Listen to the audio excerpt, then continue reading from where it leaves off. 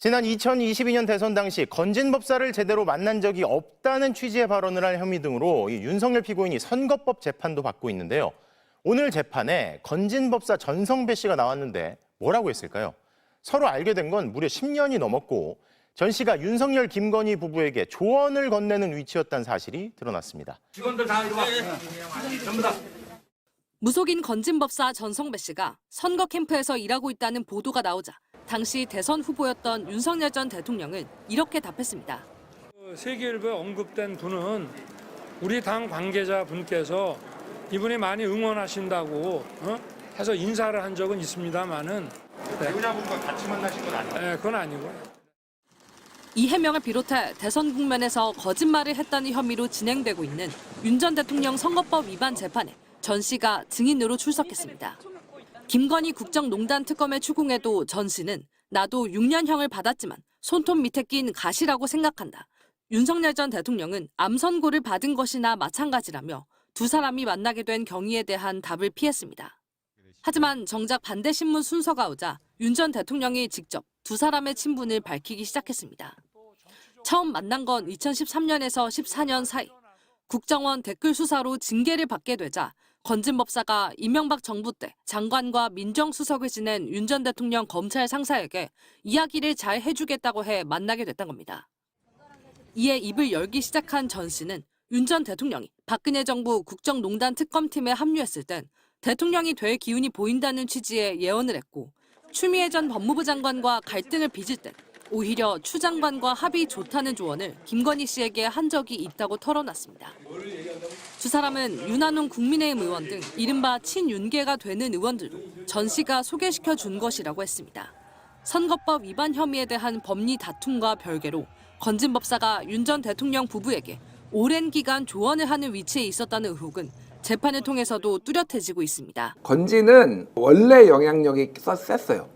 이전부터. 예, 그러니까 명태균은 사실은 뭐 영향력이 아주 없지는 않았지만은 윤석열하고 김건희를 확 잡은 다음에 이게 빡 뜬 거잖아요. 예. 그 전부터 그러니까 2018년부터 이걸 했다라는 거는 이게 국힘 쪽 얘기를 들어보니까 2018년 문재인 정부 때예요, 그러니까. 그러니까? 네. 그러니까 이게 뭐냐면은 이미 이쪽 바닥에서 영향력이 매우 세고 일종의 정치 브로커, 무속 정치 브로커 같은 사람이라서 중앙에서 서울에서 네, 하다가 마지막에 안 되면은 건진을 찾아갔다라는 거예요. 공천 관련해서. 그때도. 근데 이게 국회의원급은 아니고 예. 지방선거나 뭐 이런 것 쪽에서는 영향력이 매우 셌다라는 건데 그 사람에게 날개가 달린 거잖아요. 지금 윤석열이 되므로 윤석열은 검찰총장 때부터 알았잖아요. 그 등 걸었잖아요. 예전에 건진이 행사하는데 그때 등 김건희 윤석열 그때 그 등 걸렸잖아요. 그렇지. 이미 김건희가 꽤 오래전부터 제가 듣기로는 20년 전부터 알았다는 거예요.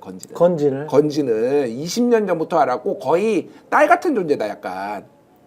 신내림 받은 거의 그런 존재로 제가 정확하게 그 신내림 받았는지 어쩌는지 모르겠으나 그쪽 얘기에 따르면 그래요. 그런 정도로 이 사람이 소가죽 벗겨가지고 맞아요. 그 사람이에요. 이 사람이죠? 예. 건진이. 그래서 영향력이 이미 정치권에는 매우 강한 사람이었다라는 건데 날개를 달았어. 여기서 대통령까지 돼가지고. 건진법사 또 수많은 그 비리와 뭐 의혹들이 터져 나오고 있습니다. 단도직입적으로 건진이 셉니까 명태균이 셉니까? 제가 볼 때는 건진이 센 것 같아요. 건진이 더 센 것 같아요. 건진이 센 것 같아요. 왜 그럴까요? 아니, 건진이 자기가 얘기하잖아요. 네. 나 깜도 안 되는 게 나한테 와가지고 뭐 얘기를 한다 이렇게 얘기하는데, 그러니까 건진 같은 경우 건진을 맨 먼저 만난 게 윤석열이 먼저 만났다고 얘기하는 거 아니겠습니까? 그렇다면 윤석열과 김건희는 건진과의 관계를 통해서 이익을 공유했던 측면들이 꽤 있었던 거죠. 그럼 다 아시겠습니다만 오랫동안 서로 이 계약 관계를 맺었던 일을 해왔던 사람들을 신뢰하겠습니까? 새로 만난 사람을 신뢰하겠습니까? 그렇죠.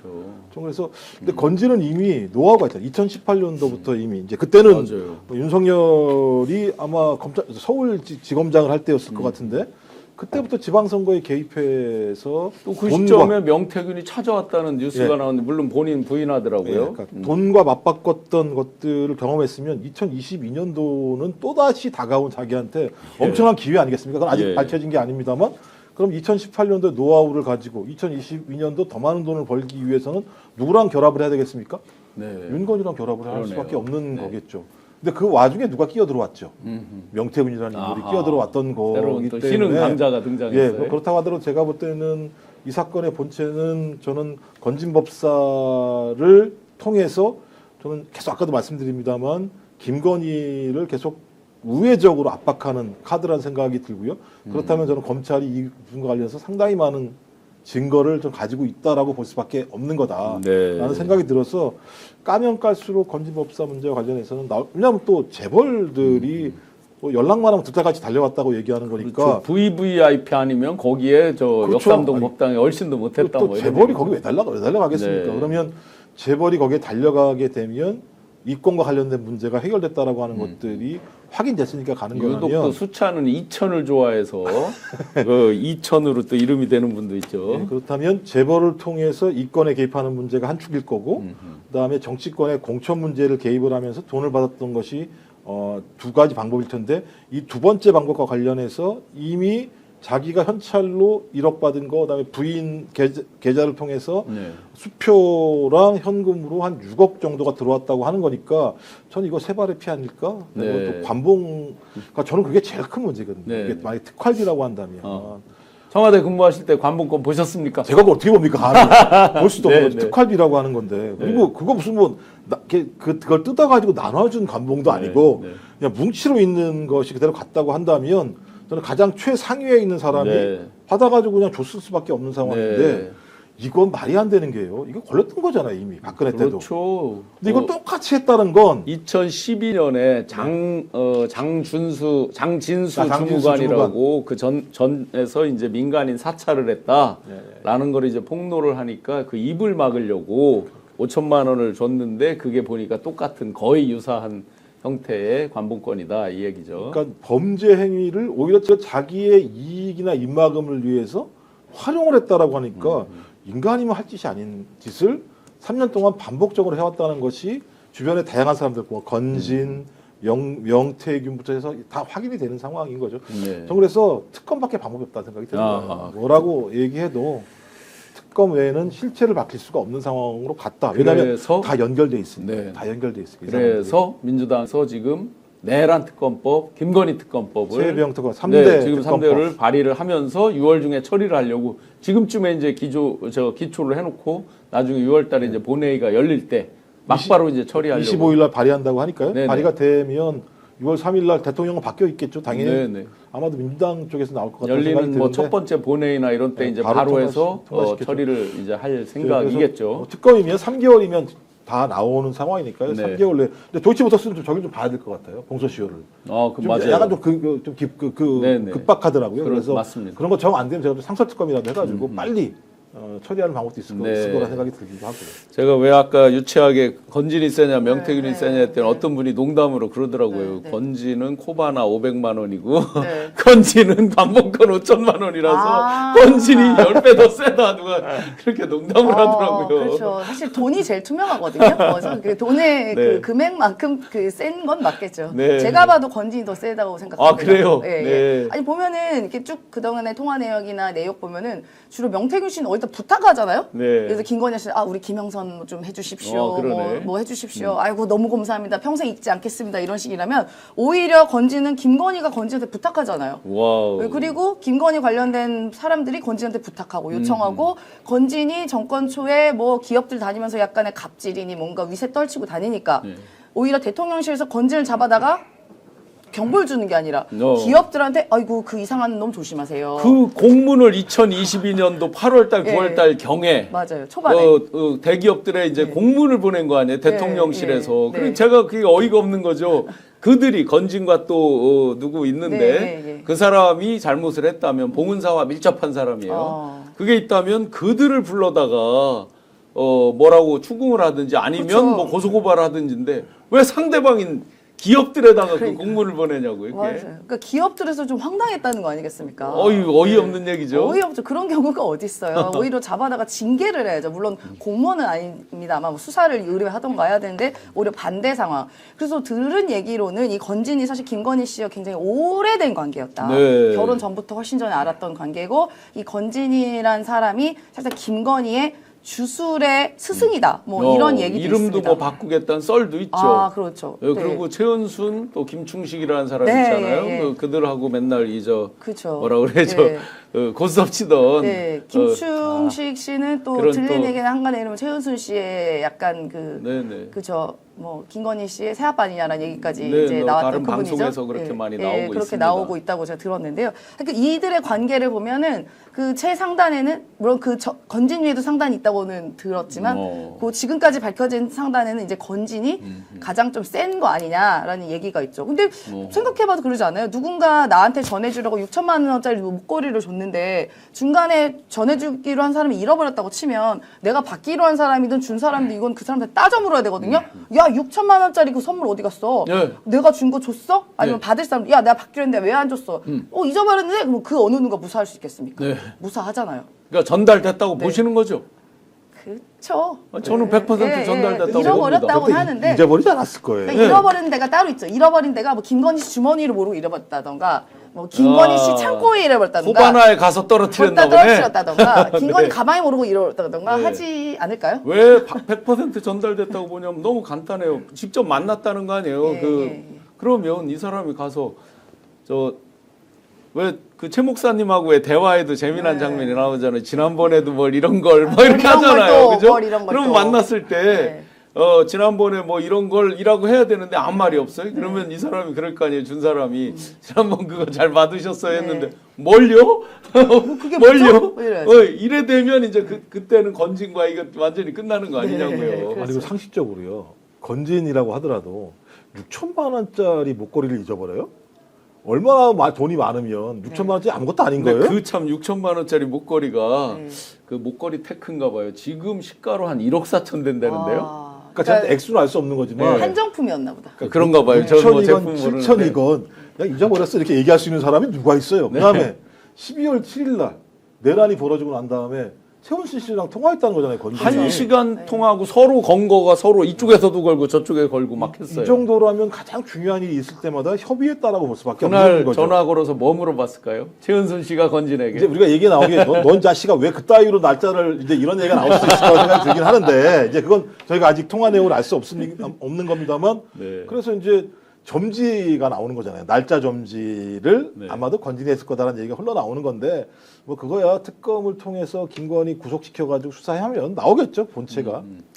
네, 박동준님께서 최은순 건진 소가죽이라고 써주셨는데 잠시 또 잊은 분들께 리마인드를 시켜드리면 2018년도 충주에 있는 그 공원에서 소가죽을 쓰고 수륙대제라고 하는 일종의 이제 소수 종교, 신흥 종교들 어떤 종합적인 그 사람들을 꼭 이렇게 모으면 통일자 많이 들어가고요, 평화자 많이 들어가요. 또 세계자 많이 집어넣어서 세계 종교 종정 협의회 뭐 이런 이름들이 막 나오면서 그날 거기 걸렸던 연등에 보시면 윤석열, 김건희가 나오죠. 그 소가죽 그래서 많이 충격을 받았죠. 맞아요. 소 껍질을 벗겨서 산소를 해서 그게 이제 약간 무슨 페이크가 있다고 그래요. 일부러 무속적으로 해서 그러니까 얼마나 그 참 말도 안 되는. 근데 그 충주는 이유가 있습니다. 건진이 이제 어렸을 때 소시적에 이제 그 마당 쓸던 지금도 굉장히 큰 절이 있어요. 한 8만 평 넘는 굉장히 큰 절이 일광사라는 절이 있습니다. 그 절에서 그 이제 해우스님이라고 일종의 수양 아버지처럼 지금은 뭐 이제 성인이 돼서 뭐 안 온다는 식으로 서로 절연했다는 식으로 말을 하던데 그러지는 않을 거라고 생각은 됩니다. 어쨌든 건진이 정말 건재하게 근데 건진이 이제 그 네트워크 본부 활동을 할 때 그게 11층이거든요. 대합 빌딩. 근데 그걸 김건희가 추천해 들어갔다라는 증언이 나왔어요. 당연히 건진이라는 사람이 선거 캠프라고 하는 건 공적인 조직이잖아요. 네. 공적인 조직에 누가 들어가려고 하면 거기에 대해서 그 사람들을 검증할 수 있거나 보증할 수 있는 사람이 당연히 그렇죠. 필요한 건데 저희들 예를 들어 캠프 하나 들어가려고 얼마나 개싸움 난리가 납니까? 그렇죠. 지금도 벌써 여러 잡음들이 어느 캠프든지 다 예, 있잖아요. 근데 보면. 여기는 이렇게 들어갔다고 얘기하면 저는 윤석열 아니면 김건희 이 두 사람이 건진 이런 사람 이 양반 들어가서 일하게 해라고 얘기하면 직설이 못하는 거죠. 네. 아니, 대선 후보가 내 캠프에 내가 진짜 중요한 사람 있으니까 오라고 하고 건진이 또 오라고 가만히 있었겠습니까? 그렇죠. 정치권에 그 전부터 관계가 다 있었기 때문에 이미 내가 윤석열, 김건희와 상당히 친한 관계라고 하는 사실들이 제가부터 다 회자가 됐을 거라 생각이 들고 그렇겠죠. 본인이 오죽하면 다 보이는데 윤석열한테 어깨 툭툭 올리면서 이런 행위를 하는 것 자체가 그러니까 매우 정무적으로도 정치적으로도 노예한 인물이었기 때문에 저는 아마 이런 사람들을 박아놔서 대선 캠프 다 해보시면 아시겠습니다만 네, 네. 갑자기 누가 이렇게 캠프에 있으면 제가 8층에 항상 네, 있었어요. 캠프에 있으면 갑자기 누가 들어옵니다. 네. 들어오면서 다 사주를 다 봐요. 여기 좀 이런데 책상을 좀 이렇게 바꾸시죠. 뭐 이런 일이 진짜 벌어져요. 예. 평소도 보는데 이 사람 권진이라는 사람은 적어도 앞으로 윤석열이 어떻게 될 것인지에 대해서 판단을 할 때, 예지를 할 때 가장 중요한 토론자라고 얘기한다면, 같이 얘기하는 사람이라고 한다면 당연히 캠프에 집어넣어서 거기에 돌아가는 상황들을 다 예를 들면 컨트롤하고 싶었겠죠. 그래서 김건희가 추천해서 위세가 그렇게 셌나 봐요. 윤한홍도 어쨌든 굉장히 센 사람이라고 알려져 있었잖아요. 그렇죠. 뭐 네. 몇 손가락이 들어간다 했는데 청구서를 그냥 완전히 갖다가 디밀고 네. 왜 안 해줘? 뭐 이런 느낌이잖아요. 몇 그러니까요. 명을 했는데 왜 한 명밖에 안 되고 나머지가 안 됐느냐.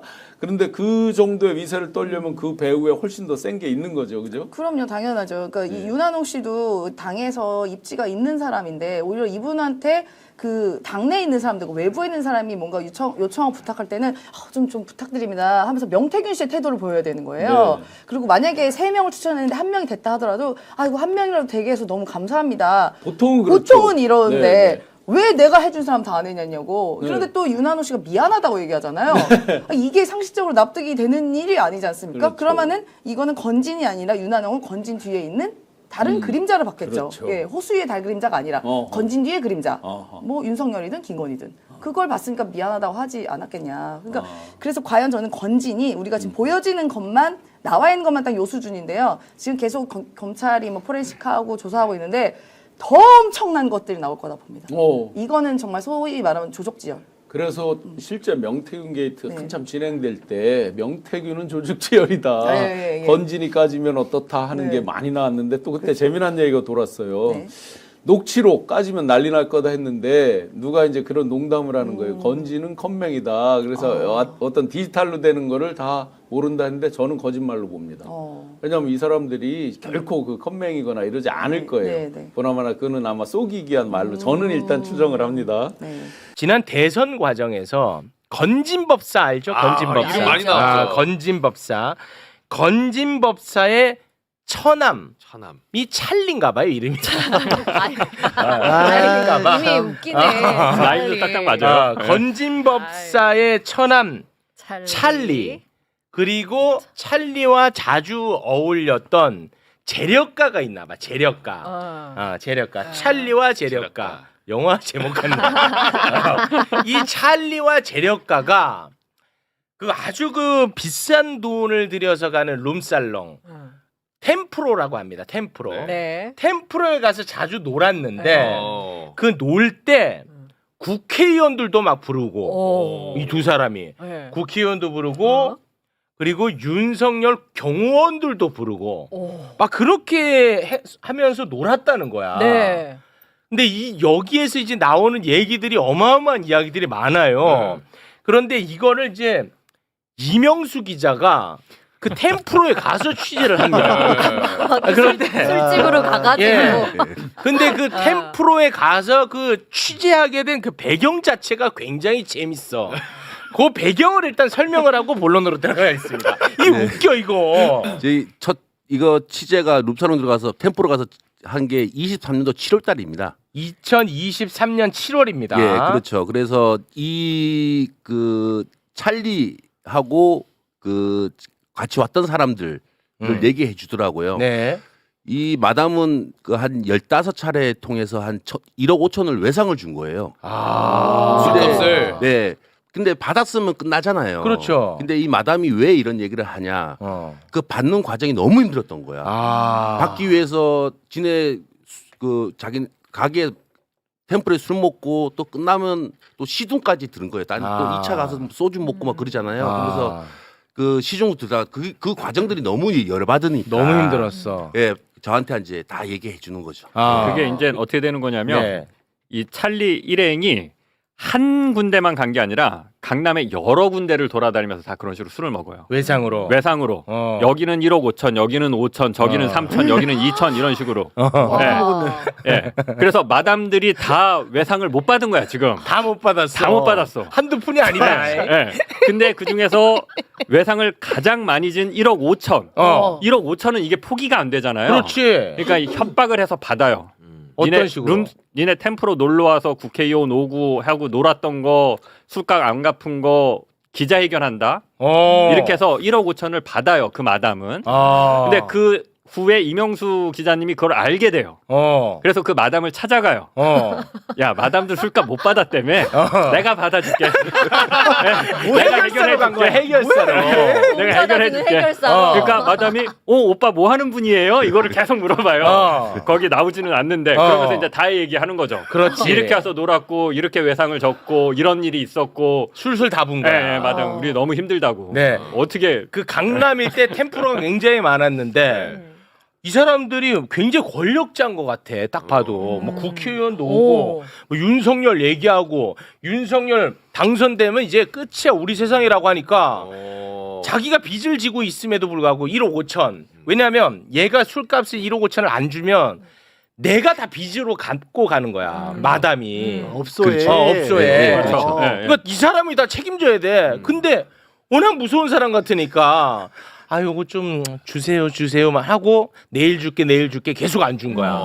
그러자 이 마담이 누군가한테 얘기를 들은 거야. 야, 요 방법을 써봐라. 그러면 아마 돈을 줄 거다. 그 방법이 기자회견을 하겠다는 압박이었어. 그러니까 실제로 그렇게 얘기하니까 그동안 계속 돈을 안 주다가 이틀 만에 돈을 보내버려. 1억 5천을 바로 보내버려. 한 방에.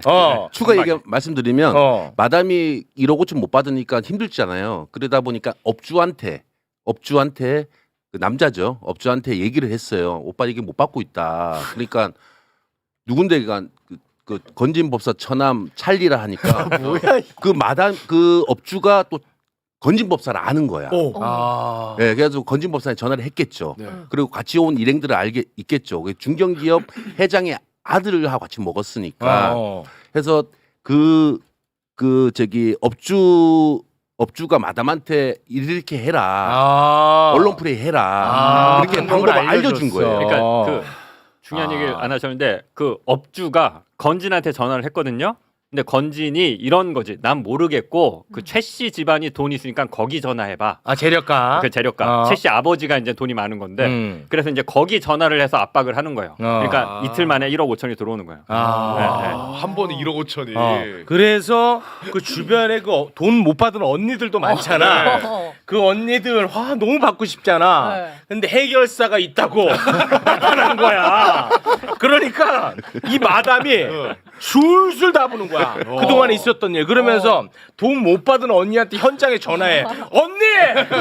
해결사를 나타났어! 언니 그때 돈 못 받은 거 있지? 막 이런 얘기를 언니도 한다. 받게 해줄게. 막 그런 얘기를 막 다 쏟아내는 겁니다. 네. 근데 그 쏟아내는 내용 중에 굉장히 공익적인 부분들이 많이 있었던 거예요. 그 가운데 이제 몇 가지를 저희가 소개를 해드리겠습니다. 윤석열이 검찰총장이던 시절입니다. 그때 대한민국은 코로나로 많이 힘들 시기였죠. 예, 그래서 뭐 방역에 모든 행정권을 다 투입할 그런 시기였습니다. 그래서 그때 그 이런 룸살롱 이런 거 단속 많았어요. 맞아요. 그래서 그 유명 가수 뉴스 나오고 막 그랬던 거 기억나죠? 맞아요. 네, 유명 가수. 거기서 꽤나 걸린다 그래가지고 더 단속 심했어요. 맞습니다. 그런데 이 룸살롱 마담이 코로나 때 영업을 하다가 단속에 걸립니다. 걸려요? 근데 심지어 언론에 영상까지 나와. 취재까지 나온 취재까지 나온 단속. 거야. 단속이. 네. 거기에 이 마담이 뒤통수가 나와버립니다. 뒤통수가. 그래가지고 그 강남 일대 이 언니가 아주 유명세를 치러요. 야, 저 언니 뒤통수 나왔다. 저 언니 또 걸렸다. 또 걸렸다. 업계에선 다 알게 된 거야. 셀럽이 돼버렸죠. 셀럽이 됐어. 근데 찰리가 건진법사의 처남 찰리가 이 마담을 기소유예로 벌금을 안 내게 도와줬다는 거야. 찰리가요? 예. 마담과 이명수 기자가 관련 이야기를 나누는 그 음성 듣고 오겠습니다.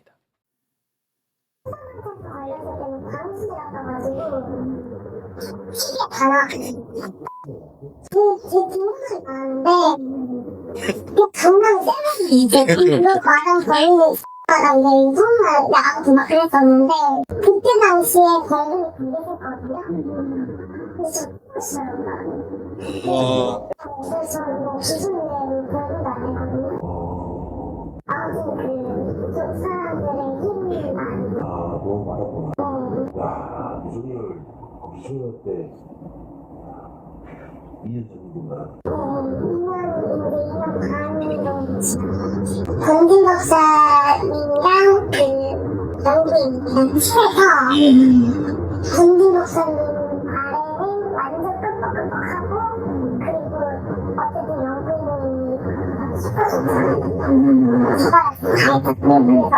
뭐라고 하면 무릎을 꿇을 정도로 연구인님 나이가 있습니다.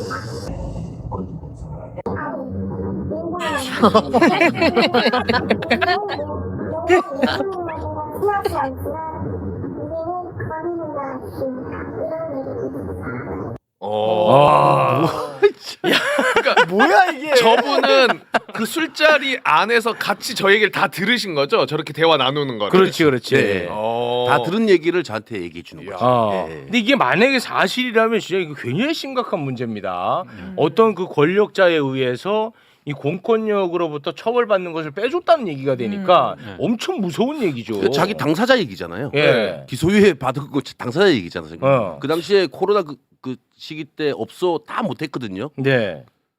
강력도 그 당시에 수사 있고 그래가지고 못했는데 그렇습니다. 한 번 걸릴 것도 두 번씩이나 두 번씩이나 예, 기소유예 연달아. 한 번이 아니라 두 번이에요. 두 번 걸렸는데 행정처분도 안 받은 거죠 그럼. 그렇죠. 영업정지 이런 것도. 2번 연달아 걸렸다고 보도에 나와요 그렇게. 이 업소는 보도가 연달아 있어. 두 차례 한 번 걸렸는데 또 하다 또 걸렸다라고 보도에 나와요. 아, 근데 문도 안 닫은 거야 근데 코로나 시국에? 근데 그걸 이제 다 몰래 빼줬어. 영업하는 거죠. 계속. 몰래 한 거겠죠. 아 몰래. 영업이 몰래. 몰래. 몰래 근데 하다 기소에 잘못한 벌금을 안 냈어? 근데 예. 2번 다 기소유예. 근데 벌금이 엄청 셌나 봐요. 세겠지 당연히. 아니 저 때는 아예 전면 영업 중단이었어요. 유흥업소들은 아예. 그리고 영업 그 행정력의 총력을 동원해서 다들 기억하실 거예요. 그 유흥업소 단속 아니, 못하게 맞아요. 했었고 네네. 난리가 났었어요. 난리가 그래서 났어요. 언론에도 많이 보도되고. 가서 술 먹은 사람들도 막 공개되고 그랬잖아. 맞아요. 그 네. 유명 연예인 나왔었잖아. 네, 네. 아니 그러면 만약에 이 마담 주장대로 누군가에 의해서 이 처벌받는 것을 빼줬다면 어떤 루트를 통해서 어떤 과정을 통해서 이게 가능하다고 보시는 거예요? 아니 지금 워딩이 나왔지만 우리는 윤석열 라인은 아니고 김건희 라인이다. 김건희 라인. 우리한테 건희 누나가 있으니까 이렇게 얘기했다는 거 아니에요? 그렇습니다. 찰리 이런 그러니까 건진 통해서 이렇게 나오잖아요. 건진이 있고 김건희는 건진한테 꿈뻑꿈뻑 죽고 윤석열은 김건희한테 무릎 꿇는 그 관계. 그럼 찰리가 건진한테 얘기하고 건진이 김건희한테 얘기하고 김건희가 윤석열한테 얘기해서 빼주지 않았을까? 검찰에서 기소유예로 뺀 거니까 저게 맞다라고 하면. 예.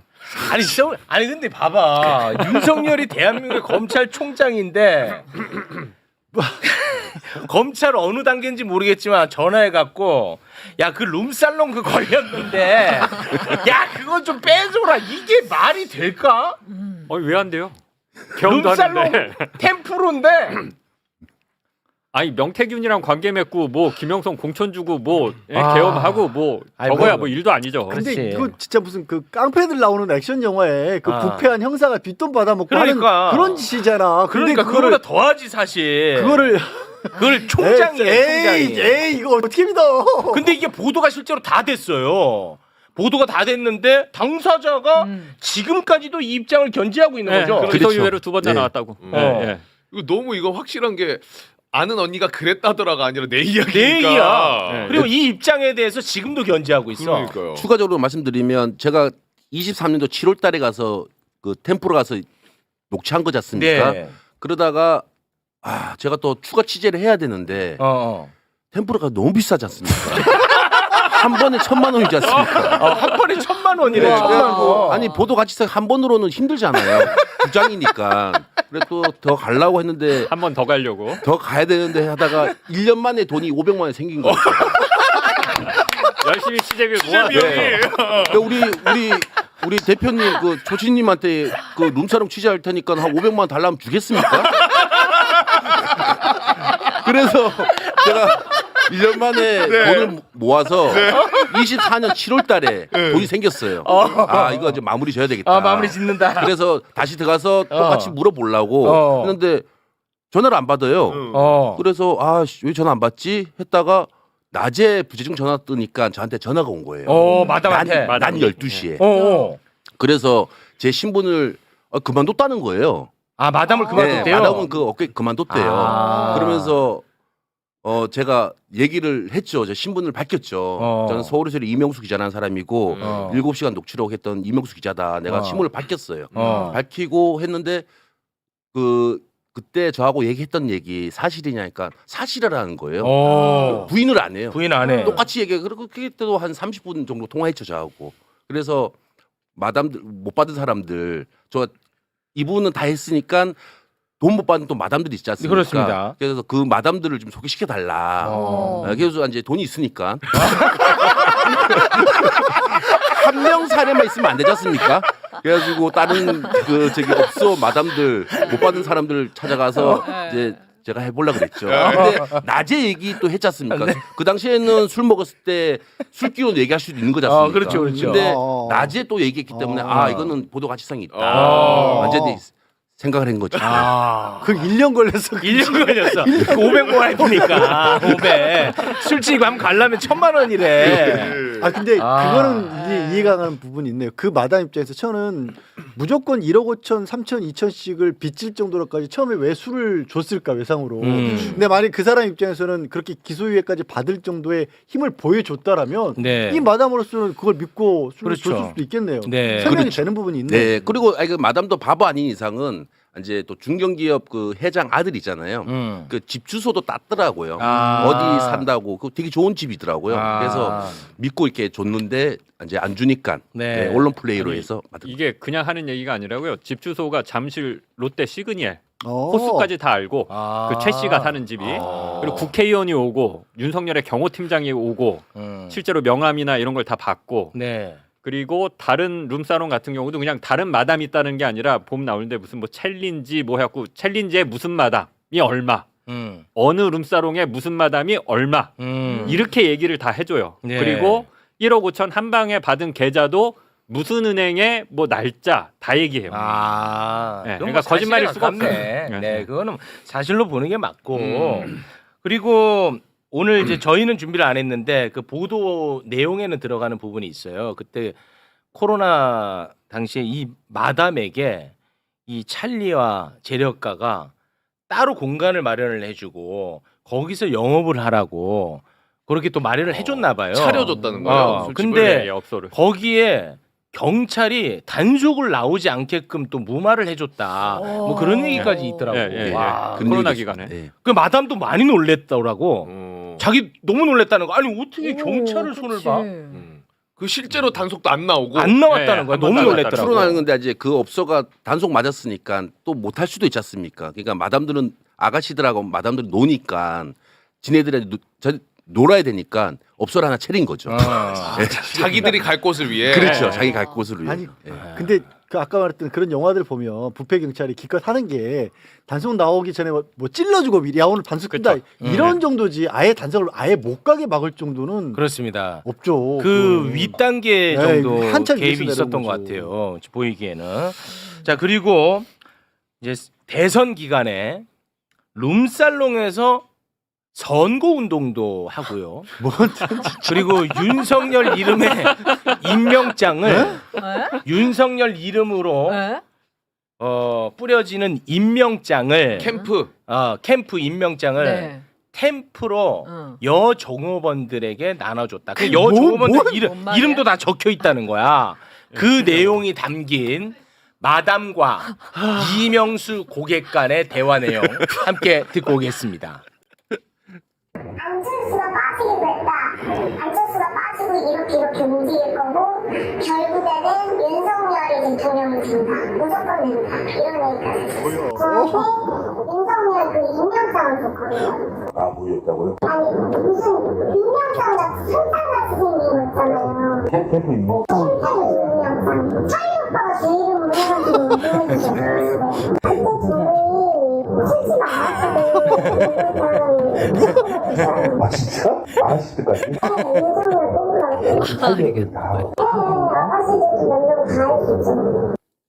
아니 이게 뭔 얘기야 이게. 지난 대선 때 이게 뭐야? 저런 일이 발생을 했다는 겁니다. 네. 아 요거는 재밌더라고.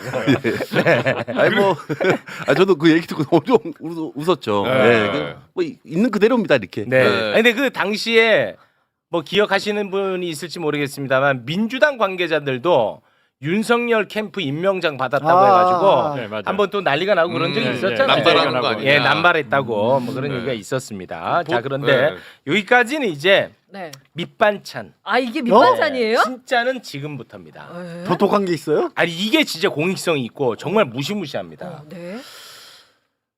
아 이거 쎄. 저도 이거에 놀랐어요. 나도 이것 때문에 모신 거예요. 이것 때문에. 2024년 11월 계엄 직전이죠. 네. 찐찐찐찐윤 이철규 의원 아시죠? 네. 이철규 의원이 이명수 기자에게 전화를 겁니다.